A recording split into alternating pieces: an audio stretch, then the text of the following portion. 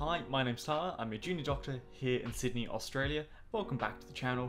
Sorry for the break, just got busy doing work as a doctor, I guess. But I'm very happy to be back here, making the next reacts video to the third episode of Scrubs, which is My Best Friend's Mistake, which I haven't seen for ages, so I think it's going to be very, very fun to watch it, well, with you and give my honest reacts and opinions on it, as they're informed, well, from my opinion as previously watching this as a pre-med student and a med student, to now being a doctor here in Sydney, Australia. If you're new to the channel, please feel free to like, share, subscribe, check us a follow on Instagram as well if you want to reach out, and well, let's get right into the content. I don't know why I came to watch Turk in surgery when I could have caught a few minutes of sleep. I guess I just haven't seen much of my best friend lately. Still, it's not like I'm desperate or anything.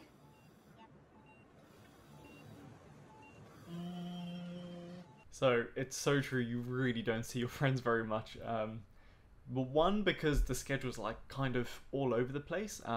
Your hospital schedule doesn't tend to align very well with anyone who's not in the hospital, so it's really hard to catch up with your friends there. And then ironically, it's really difficult to even catch up with your friends that are within the hospital, because your in-hospital schedule is so different to those as well. So my best mate, we're at the same hospitals together, and yet we hardly see each other at all. So except this new rotation we're at, we see each other a lot more now. Yeah, it's very common to, even though you're at the same place, not even see the friends that you're working with. So I relate to JD's feelings there of missing his friend. It's weird, but a hospital room can actually be kind of a romantic place. Maybe it's the soft green glow of a heart monitor, or the way the moonlight reflects off a bedpan. Our shifts keep overlapping on Friday nights. It's the closest thing I've had to a date recently. Well, I had a great time tonight. Oh yeah, me too. So, can I page you?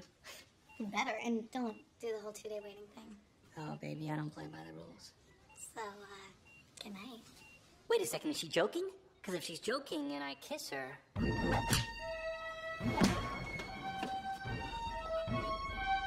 Of course, if she's not joking...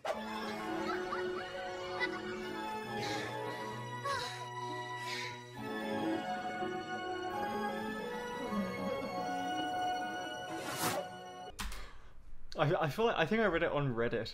Well, I read it on Reddit. I read something on Reddit, the app, that was mentioning how guys, when they meet a girl, they immediately generate like this whole future with them, just kind of like how JD did just then. Let me know down in the comments if you're a guy, and when you meet a girl or something you have a slight interest in, do you all of a sudden imagine everything all at once?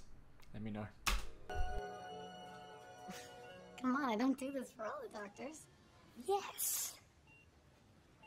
Look, this guy's gonna need 40 MEQs at KCL, and go ahead and grab me when you get the results. You got it.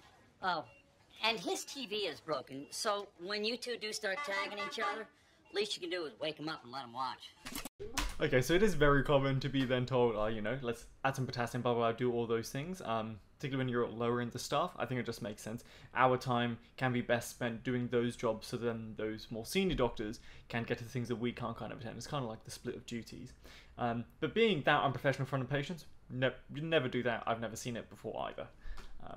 Also, I don't think the hospital's a very romantic place. It doesn't smell the best all the time. Try to discover a little something to make me sweeter. Okay, I definitely, when I walk out of theatre pushing a patient, I do sing the song. Maybe not that loud, but definitely do the same. And can we also just appreciate the Todd's tattoo right now? Absolutely love it. Oh baby, refrain. I cannot get that stupid song out of my head. It's like a damn virus. Okay, here's his chart. His transfer note, he's hemodynamically stable. Consider him officially Turk to medicine. T-Man, I'm gonna get my grub on. Wait, he's gonna go eat. So surgery went okay? Yeah, it was cool. So we don't tend to just finish surgery and then give the patient to the next team. If the patients come in for surgery, they tend to stay under the surgical team. Unless there are larger, bigger issues, then a different team will take that on that can handle those bigger issues, and then surgery would contribute. But in most cases where a patient comes in for surgery, they stay under the surgical team. Dude, I got to close for the first time ever. Ever. The human body is so disgusting. No, not yours. Yours is stunning. That's true, you do get very, very excited when you get closer the first time. It is the best, and you are so worried you didn't do it right. I only expect this to get better over time, maybe? Hey, gang, it's time for round. Let's see who's the weakest link. Actually, to be fair, they don't talk to you like that, but you do feel like if they do ask you a question during rounds, they do have that in their head. Here we go. Now then, Dr. Simonis, the severe swelling of the lips exhibited by this patient might be an indication of what? Angioedema. Well done, sport. And what treatment would you recommend, Dr. Dorian? Combination of steroids and any of several antihistamines. Attaboy, sport. Now then, what would you recommend the patient stay away from, Dr. Reed? My first guess would be shellfish. Right you are, sweetheart. I could kind of see what was going on in Elliot's head. Right. So I think that did used to maybe happen back in the day. There's no comments like that really at all right now. It's very, very different. Or at least from my experience, like no comment on my experience. On the one hand, I know Dr. Kelso doesn't mean anything by it, and okay, maybe I am kind of a sweetheart. I'm sleeping? On the other hand, it just sounds so demeaning, no? Mother of God, you're not listening to a word I'm saying, are you? It's not like he's my grandpa or anything.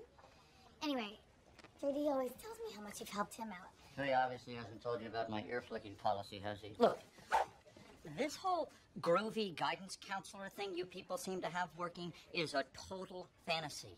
I'm not that guy. You can go and ask anybody. Now, you've got to leave me alone, or I'll punish you.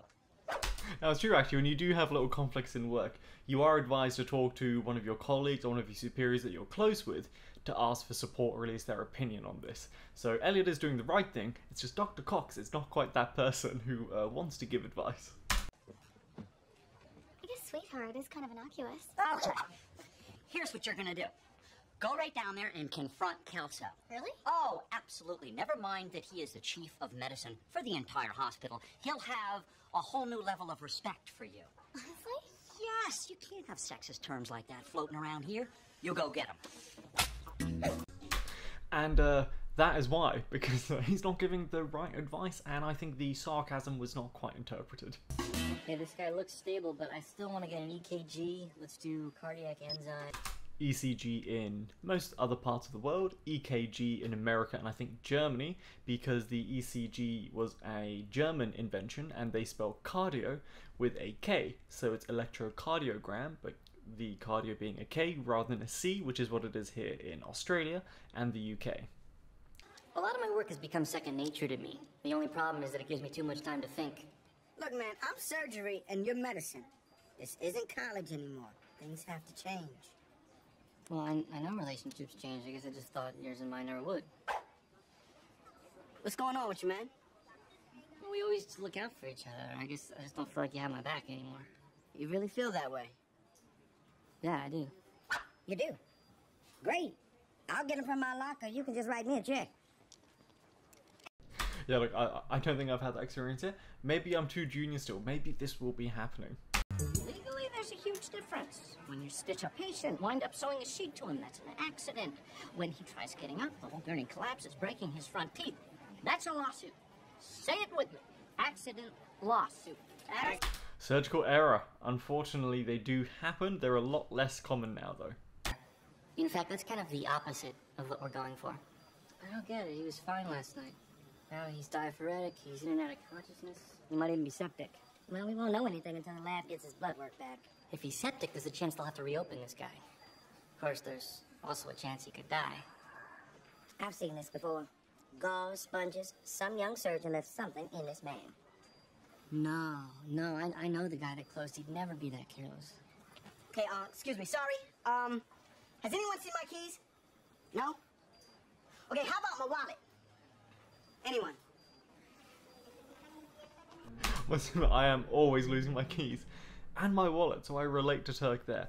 But it is very uncommon for us to leave things in the patient now because we do the checklist both before and after the surgery. This was brought in from the airline industry where they do checklists before and after. And so all the sponges are counted before the operation and then at the end. And if they don't match up, then you go balls to the wall to find it wherever it could be. So it's very, very hard to end up losing tools or sponges or something like that in a patient in particular, because we have all these checkpoints now, which is much, much better. And then interestingly, these sponges that we use within theatre, they have a material that can be picked up by X-ray, and so if it is lost, say within an abdomen, and we think it is in there, but we just want to check, you would then do a image of the abdomen with X-rays, and then you would typically visualize that line to confirm if a fabric is there. It's very, very, very uncommon now, though. I'm yet to see it. But I'm very junior, so I'll let you know in 20, 30 years. Turk! I gotta talk to you. No. Basketball hoop at the front of the hospital and the staff get to play. That'd be very cool, very fun. I'm not very good at basketball, but I'd still have fun. Also, shout out to the tattoo on that doctor again. Doc on the arm. Don't think I could do it. I really don't have the arms really for a tattoo anyway. Let alone that kind of tattoo, but I think it is quite hilarious. I was looking at Bidwell. 1 second. Damn, I gotta go. But you played a good game. You played a good game. I thought you sucked. Go get your grub on. Give a little respect to the top. Hey baby, what's up? One of the interesting things about the Todd, I was listening to the podcast about him, and they were discussing how apparently he would take his lines and roles so seriously that he would spend ages amping and hyping himself up for each scene that he was in, even though he would maybe only have like 3 or 4 lines in a whole thing. He would be there the whole day just continuously reciting and taking it so seriously, which I thought was quite funny given his character. I'm breaking my heart. I'm so in love. You see Mr. Bidwell's blood work? No, it hasn't come back yet. Okay, have you seen Turk? Thank God for the system now where it's all electronic. It's so much better because you can get live updates of it rather than this system. Okay.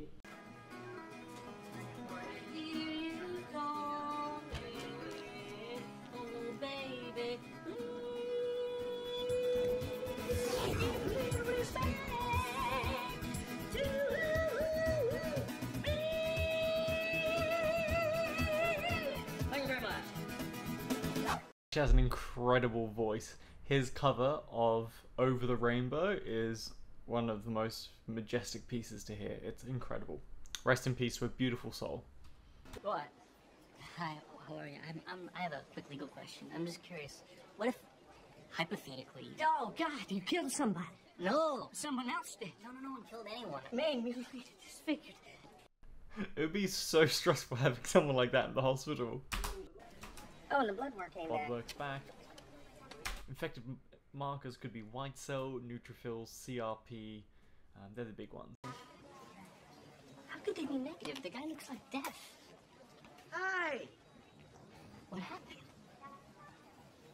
There's no infection. He's diabetic, so when someone gave him insulin during post-op, when he wasn't eating, he became hypoglycemic. That's... Oof, hypoglycemia in a diabetic, fasted with insulin. That is a recipe for danger. Yeah, you do not want to do that to a patient. That's funny, because the only person who could have given him insulin... Uh-oh. I gave him insulin. Twice. Twice? Oh, that's not good. Yeah, you always want to make sure, particularly when you're giving insulin though, you always make sure it's the right person. I'm yet to give insulin to the wrong person so far, but I think it is very important when there's kind of a mistake like that with a patient, you're very insular, and you look at, okay, what have I done? What's everything I can do for this right now? And really reflect on that before you start looking to see, is it maybe someone else's fault?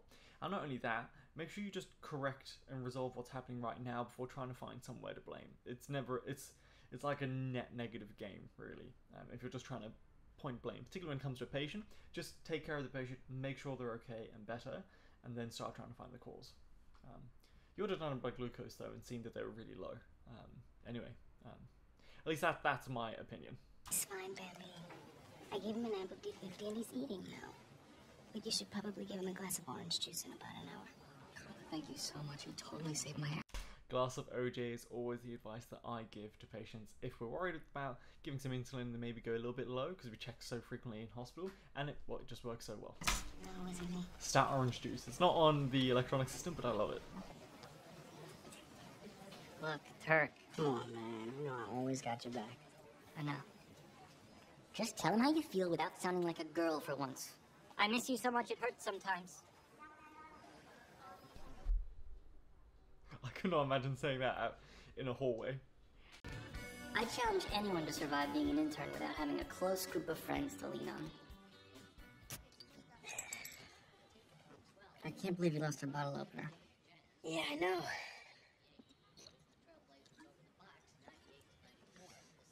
I miss it so much it hurts sometimes. You're a bad person. Well, that was another very, very enjoyable episode, and I think it reflects on, yeah, well, I guess mistakes in the hospital and how to kind of approach and deal with them, and that it is always important, particularly, I guess, in any profession, but I'm just going to reflect on my own, because, well, that's what I can do, I guess. You know, always make sure anything that does go wrong, reflect on yourself to see if it works, and it's done so beautifully well there. What I liked about in this episode was that everyone worked together to kind of resolve this. Like, you had Carla who recognized this, helped to correct it, and there wasn't any, oh, you did this wrong, you did this wrong. It was just, oh, let's just sort it out and get it fixed, which is so good, and that's how it should be. Great episode, full of good laughs. I'm very much looking forward to doing the next episode already. So thanks again so much for watching this. If you enjoyed the video, please feel free to like, share, subscribe. Throw your comment down below saying if you liked it, which episode you'd like me to do next. I think I might just keep going through the episodes. Why not? Seems like a good video idea so far. Definitely something nice for me to do on my weekend. So yeah, it's been good. Alright, well, thanks so much, and I will see you all in the very next video. Have a wonderful weekend, a good week, and I will see you all very, very soon. Thanks guys. Bye.